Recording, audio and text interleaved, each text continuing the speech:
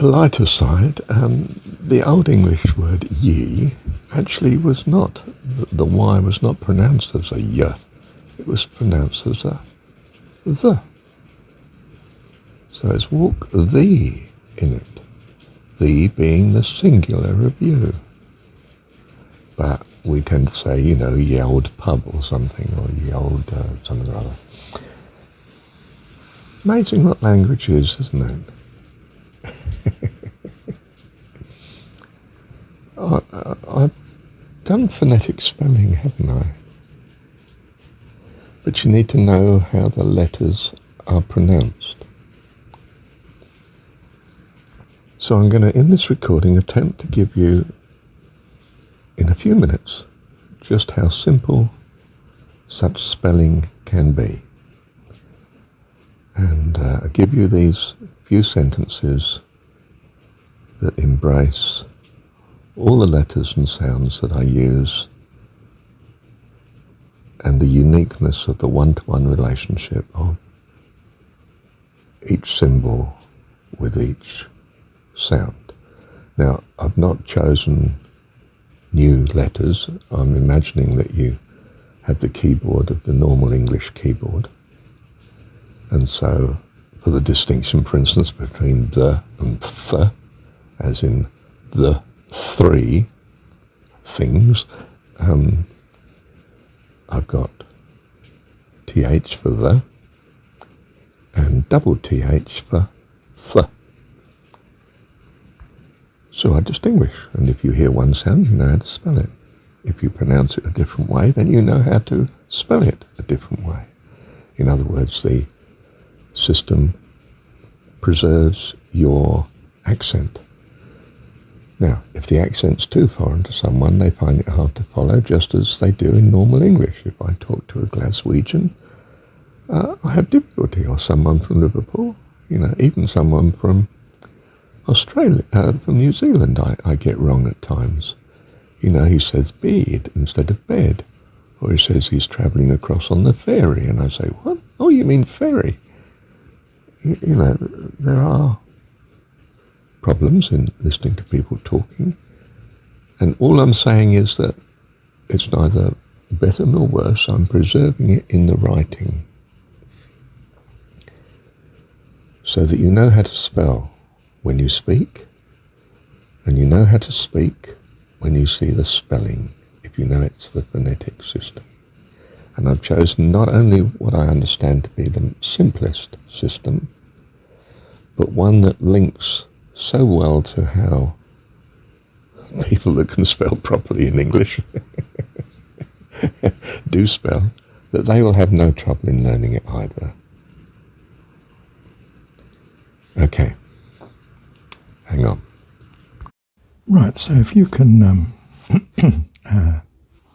excuse the rather uninspiring alternative to the usual country picture, but if I talk you through the summary that you have before you on the screen. Sounds spelling, in other words, spelling according to sounds, which is another way of saying phonetic, isn't it? The simple way to spell, and in the way that we speak. And, okay. So, the vowels I'm dealing with first, essentially, aren't I? A, e, I, o, a, as in can pets sit on us. So, no change. And then the hard sounds, A, E, I, O, oo, as in say, see my snow boots. So 10 vowels there, and a few others. Now, we don't have that many letters that attend to vowels, so I have to use some combinations, and I've tried to use combinations that are sort of in the line of what we recognise to some extent in our English spelling as it stands at present. So, our, oil and coal, sold far better in August. So there's 6 more vowels there with the combinations.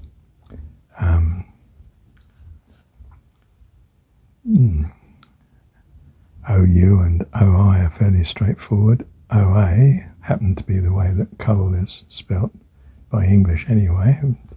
It's slightly different to the O sound, as in snow above. You know, you can say coal, but most people say coal, coal. It is different, and so I preserved the OA.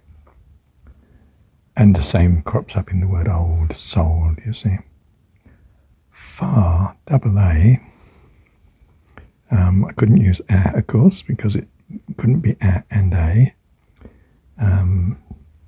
There was various options, but in the end I settled for double A.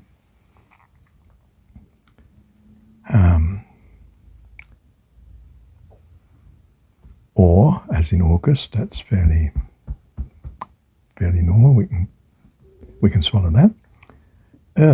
Is the particular problem. Is I'll deal with that in a minute. Okay. The next little paragraph down. She checked the things to avoid confusion. Well, the first one, SH and CH, they're pretty usual, no problem. TH is the, that's without the E, of course. It's not the it's the. And the is just to distinguish the sound, double TH. Oo, I couldn't just use O on its own because that would have been O. And I don't want to say O as in snow, O-W. So I went for another way that we do spell two, which is double O. So that's the oo sound. And which of course is what we had in boots. So I've not underlined that because it's not another one. We've got that under A, E, I, O, U up top there. And confusion, Z, H, because, well, some people say confusion. Some people say confusion, shun even. The whole point about sound spelling is that if you give it the sounds that you normally give it in the way you say the word, most people understand what you mean.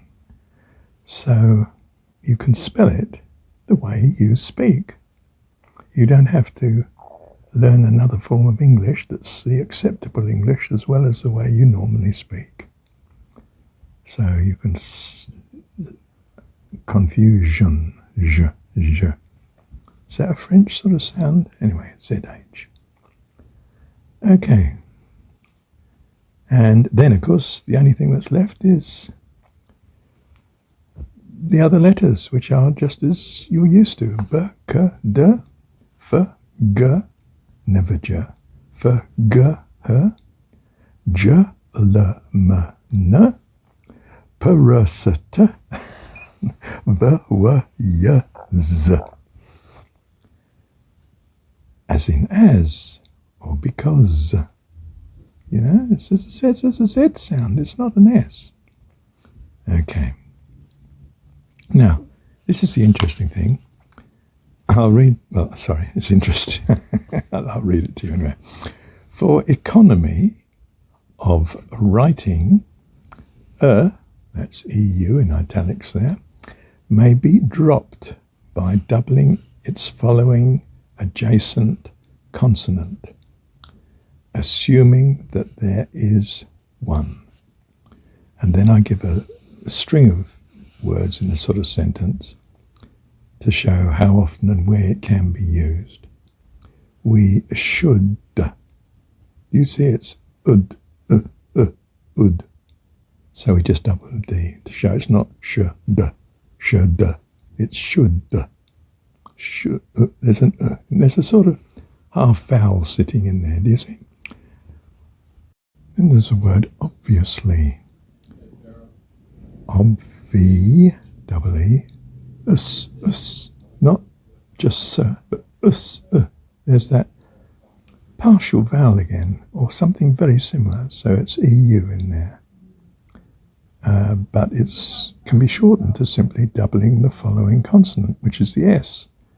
So if you meet double D or double S, you know it's ud or us. And the next one along the line there, pay better,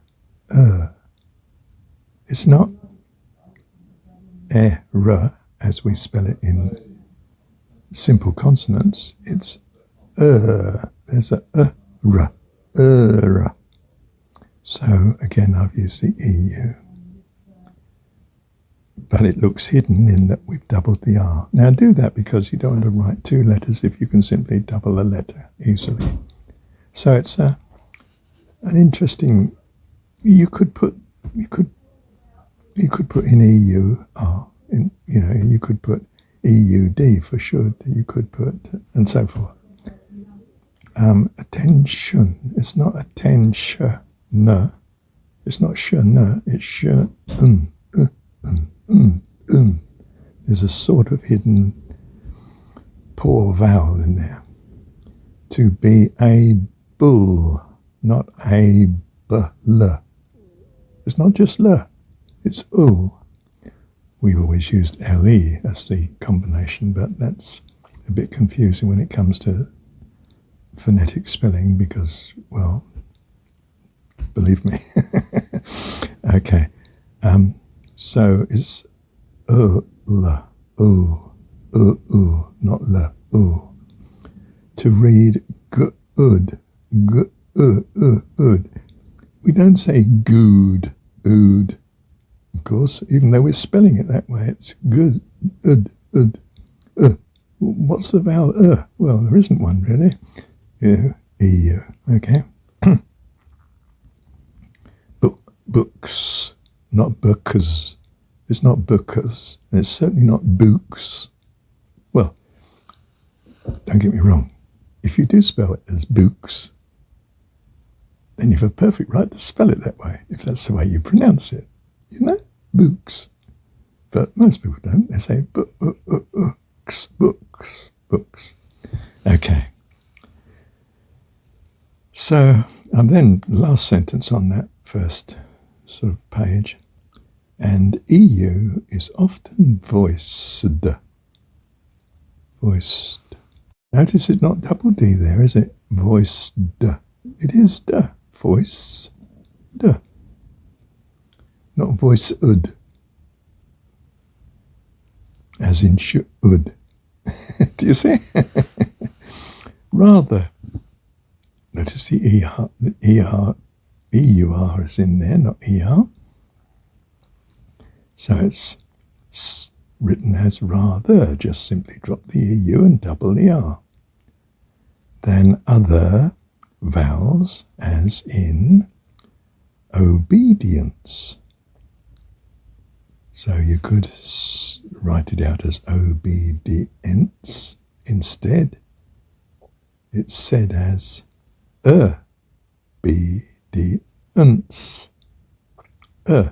EU. Now, you could have put, and I do sometimes, and it's up to you, you could simply double the consonant, not put the EU in, and just start with double B. I found that so strange that at the beginning of a word, I've quite often put EU rather than double the consonant. You can do either. It's not treason to to do something that is easily read by others. You can read that as very easily, and if it had been double B, I'd have read it as obedience,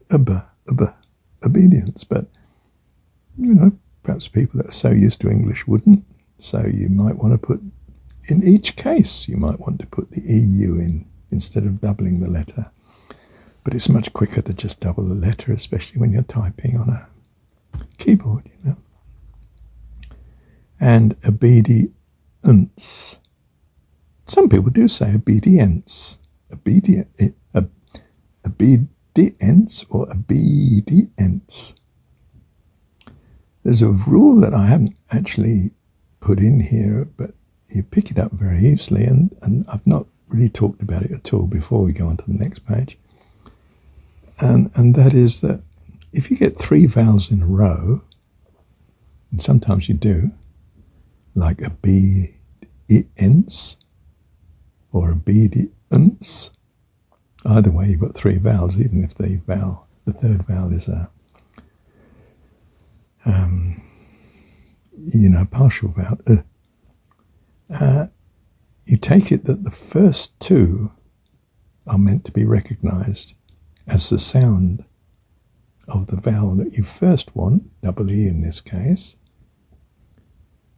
So obedience, when you look at that spelling, obedience, it's not to be pronounced obedience.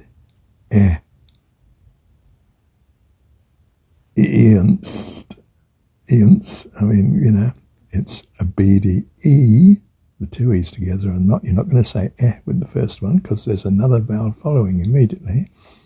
And you recognize those 2 vowels together, double E, as the sound E. So you say it. So there is a priority. If there's 3 vowels in a row, then you do it the first 2. If it's a recognized vowel, the first 2 together, then that's what takes priority. But it doesn't often happen, and you'll soon get used to it.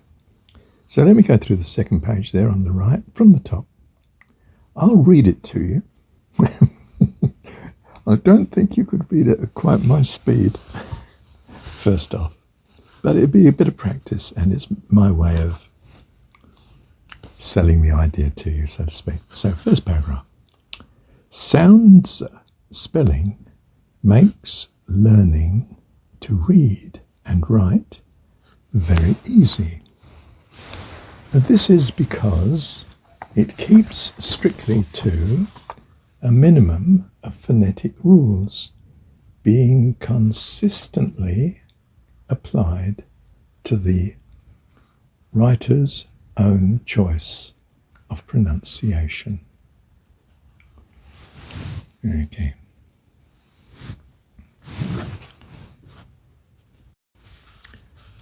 Of course, you need to speak and write clearly enough for your purpose, but your accent and way of speaking need not be set aside for some other style.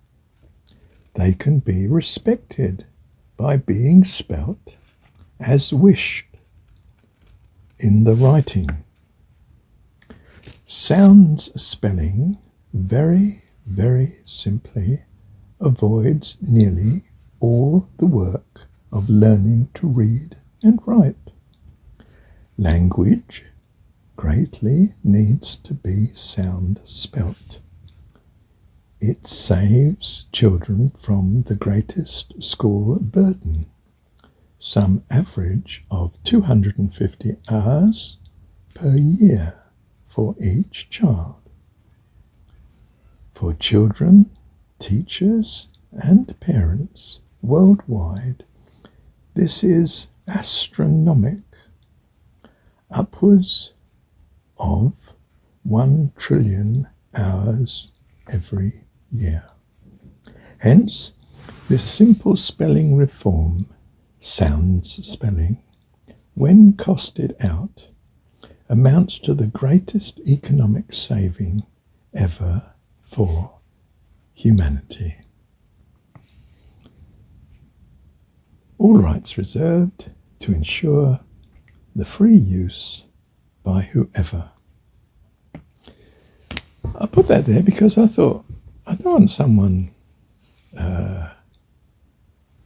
claiming it as their own, putting some restriction on it and profiting from it. I want it to be utterly available to anyone. So I've used that sort of wording there. All rights reserved to ensure the free use by whosoever. I want people to use it. And it's not for cash. I just think it would be such an incredible blessing to children to people learning the language. And it had that advantage too that, it would help preserve accents. Why do we all have to speak Queen's English? I mean, it's archaic, isn't it?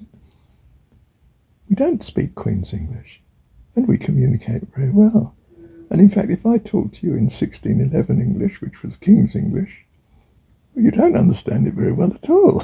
You think, what is that? Sounds like legal language or religious language or whatever it is. So the rule is, well, if you speak good enough for other people to follow you, your writing and reading should only demand that level of experience, not some other massively built up experience and spelling to meet some perceived correct historical spelling. There's no correct historical spelling, of course. The further back you go, the more clear you are that it used to be spelt differently and pronounced differently and all the rest of it. Okay. Well, let me just pause and I'll see if I should have said something else. Oh yes, you now see why I've used the titles I have on the YouTube videos that I produce. I wanted people to realise that sound spelling is something that you can almost grab intuitively and pick up very easily indeed. And in fact, isn't it amazing that the rules can be summarised quite simply on this first page here before you.